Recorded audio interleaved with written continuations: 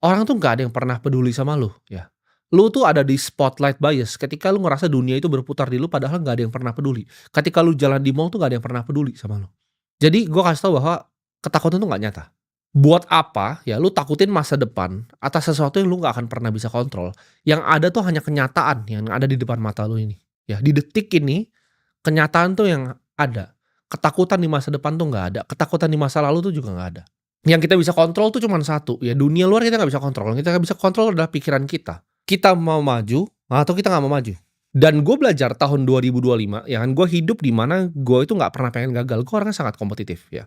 Ternyata nggak ada yang masalah. Ternyata gagal itu bahkan nggak semenakutkan itu. Ya, ketika kalian bikin sesuatu terus gagal itu nggak semenakutkan itu.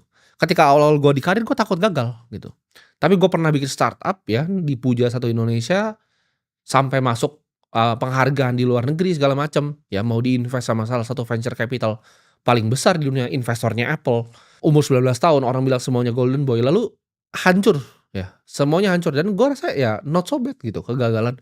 Gue bisa belajar banyak dari hal itu dan gue bisa lompat lebih jauh. Jadi 3 langkah mundur untuk 30 langkah ke depan itu nggak masalah. Gue selalu takut gitu kan, gimana kalau misalnya tahun ini investasi gue portofolio nggak bertumbuh gitu kan, gue punya target gue pengen bikin dana abadi, gimana kalau ini nggak tercapai? Tapi setelah gue pikir-pikir, nggak semua faktor gitu bisa kita kontrol. Semua itu ada waktunya ya. Fear is not real, ketakutan nggak nyata, yang penting kita berani untuk maju.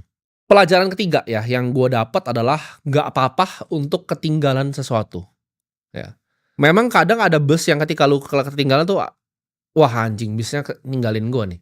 Kadang lu ngerasa iri ya, karena dunia ini tuh nggak digerakin sama yang namanya keserakahan. Dunia ini semuanya berputar itu di iri hati, ya. Envy